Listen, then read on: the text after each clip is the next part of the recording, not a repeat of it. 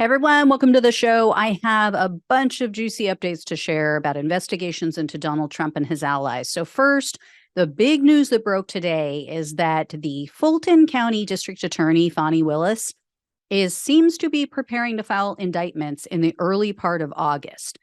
There was a letter that she sent on Thursday requesting that judges not schedule any trials or in-person hearings between August 7th and August 18th. And she announced that her staff would be working remotely throughout most of that time. And then her letter also stated, quote, "Thank you for your consideration and assistance in keeping the Fulton County Judicial Complex safe during this time." So sure sounds like she's going to give me an early birthday present. Yay. I think that's why she's doing it, actually. She was like, Gina deserves something nice this year, so I'm going to give her a Trump indictment. Anyway, I'm going to go with that. That is my story, and I'm sticking to it. Tell everyone.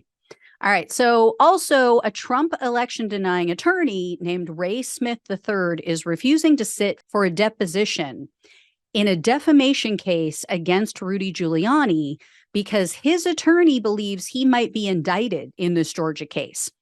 Election workers Ruby Freeman and Shay Moss, as you guys know, are trying to sue Rudy Giuliani and others for defamation.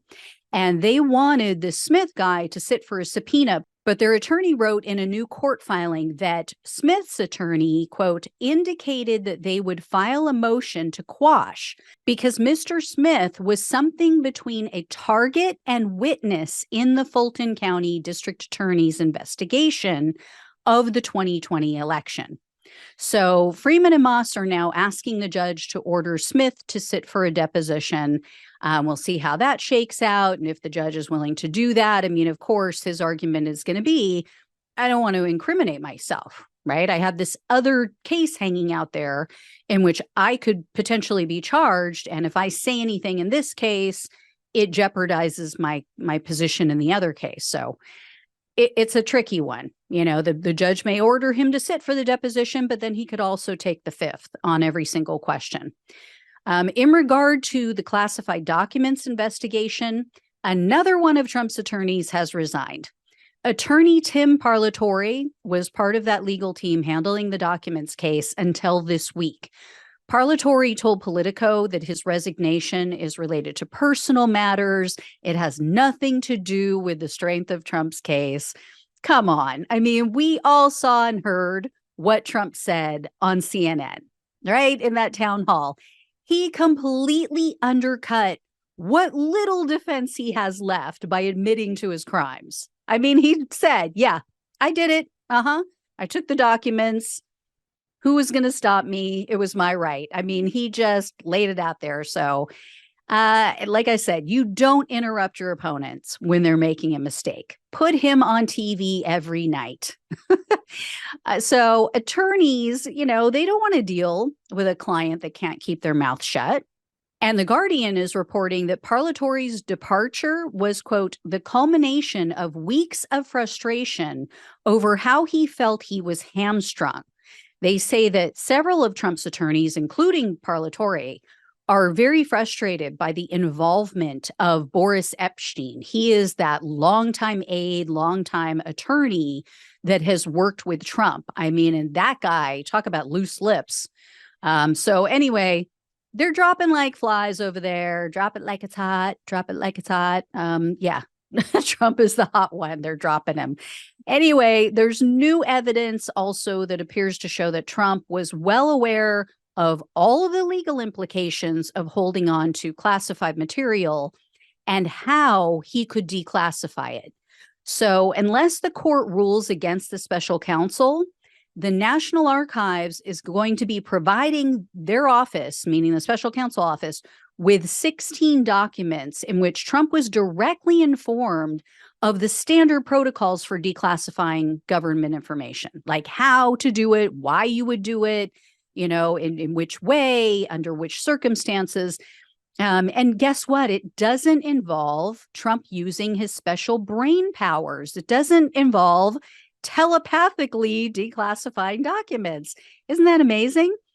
As for the New York hush money case, DA Alvin Bragg has warned attorneys for Trump's, now former CFO. I was going to say CFO, but he's now the former CFO of the Trump organization. They've warned Alan Weisselberg's attorneys that they're considering new charges against him. Bragg's office said that if Weisselberg doesn't cooperate in this case against Trump, they're prepared to bring new charges of perjury and insurance fraud. So according to the New York Times, the perjury took place back in 2020. This was when Weisselberg was interviewed by New York Attorney General Letitia James. As you all likely know, Weisselberg just finished a 100-day sentence on Rikers Island because of his involvement in Trump fraud. So, we'll see. I guess maybe he enjoyed it. We'll see how much. If he wants to return, maybe he's missing the guys on the cell block.